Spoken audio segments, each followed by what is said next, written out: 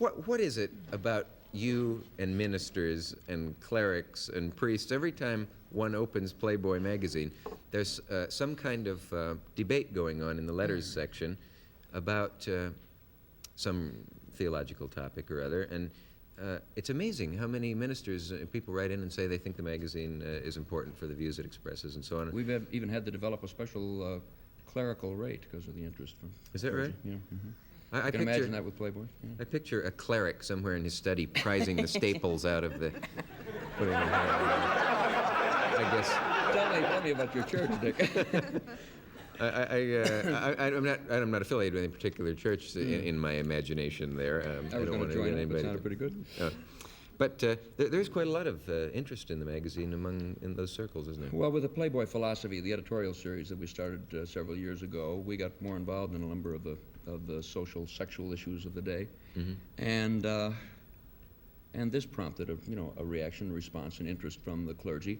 And my original frame of reference was really that secular society was kind of on one side of the issue, and the clergy were on the other, which turns out not to be true. There is, which is kind of evident now with the Ecumenical Council and the rest of it, there's a sexual and a social revolution taking place inside organized religion today too, so they're very much concerned and interested. And I think they're kind of turned to Playboy sometimes because they're concerned with the fact that they've lost communication with the younger people and are looking for ways to bridge that gap. Right. Well, I didn't ask you what brings you to from the windy city to the dingy city, you might say. Your air is still better than ours. I'll have to hand you that. Toss up. Well, we've got a new.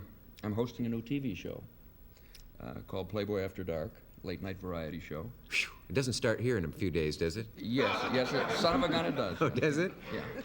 And not in this time slot, I assume. No, it's not. I assume you would have told me beforehand.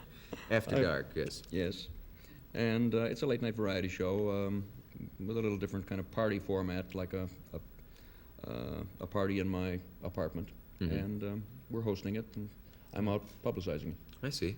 I had Norman Mailer here one day, and I was at your place the first time I played Mr. Kelly's in Chicago, and I always wanted to see it. And I've mentioned this on the air before, but there had been an article in Playboy about the house, and the readers had all wanted to see inside it and all, and so you did about 6 or 8 pages of color pictures on the house, and there was a picture of the famous pool, and someone had posed a lot of unclad ladies around the pool for photogenic purposes, I assume, and I assumed that that's the way it always was. And you said I could come and go at the house, so I came over, I think 15 days in a row, and I would always check the pool. First thing. Yes, and the water temperature was always the same, and there was never anybody, there was not a single unclad torso there. 15 days in a row. On the 16th day, however, my luck changed, and I mentioned this before. I went down to the pool, and there I could hear the waterfall running, and I went down, and there was a nude in the pool, and it was Norman Mailer. Isn't that... Now, Mailer was on the show, and I told him that story, and he denied having been nude. Yes. And it was rather a tense moment here. He sat there, and he said he wasn't.